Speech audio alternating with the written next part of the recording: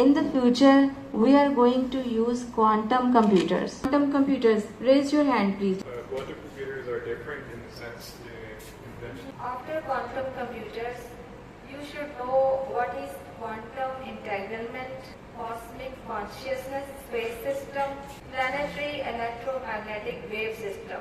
These all terms are associated with the quantum computer and parallel possible dimensions of time realm are also one part of the quantum computing. And the term time crystals. The time crystals of ancient realms are ready to melt. We must move forward.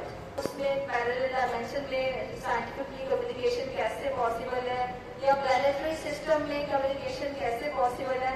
जब आप AI system को समझेंगे तो फिर आप superior जो space system है communication का उसको अंडरस्टैंड करने के काबिल होंगे। MRI, magnetic resonance imaging.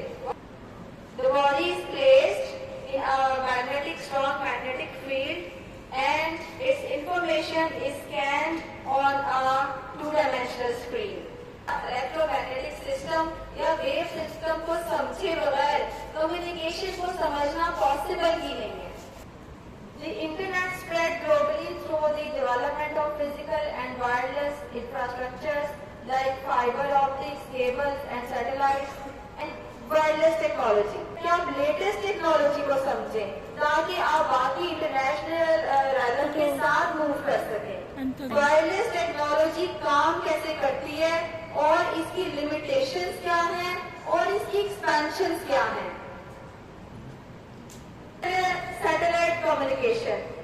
Future में जो लोग सैटेलाइट के थ्रू कम्युनिटी या सिग्नल्स को सिस्टम को कंट्रोल करेंगे वो रूलर्स बन जाएंगे, वो बाकी कम्युनिटी को ओवरकम कर लेंगे। ऐसे समझ लें कि वो जो उसको नहीं समझेंगे वो उनके गुलाम बन के रह जाएंगे।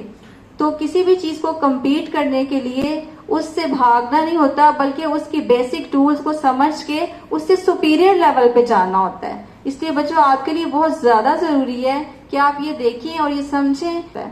पैसिव सैटेलाइट ऐसा सैटेलाइट है जो सिर्फ सिग्नल्स को रिफ्लेक्ट करता है, मैग्नीफाई नहीं करता।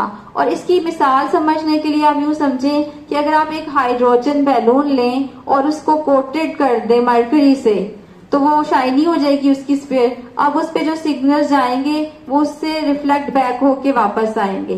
क्या हम यूज कर रहे हैं? मरकरी और हाइड्रोजन। तो देखा जाए तो नेचर भी, ये नेचर को भी तो फॉलो कर रहे हैं।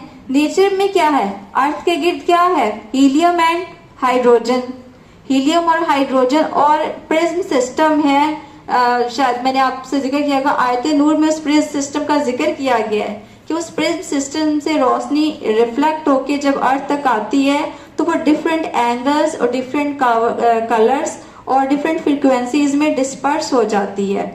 ठीक है, तो रिफ्लेक्शन के लिए मरकरी यूज की जा रही है। इसी तरह उसको मैग्नीफाई करने के लिए क्या टेक्निक यूज की जा रही है? तो हमें चाहिए कि हम नेचर को स्टडी करें क्योंकि नेचर की हर चीज हमें सिखाने के लिए है। अब इस पे आ जाते हैं कि सिग्नल्स ट्रांसफॉर्म कैसे होते हैं और आप तक स्पेसिफिकली आपके सिग्नल्स कैसे पहुंचते हैं। इसमें दो तरह की वेव्स यूज होती हैं, analog waves and digital waves. Do you know the difference of analog and digital system? Digital system क्या है? आप थोड़ा सा लाओ।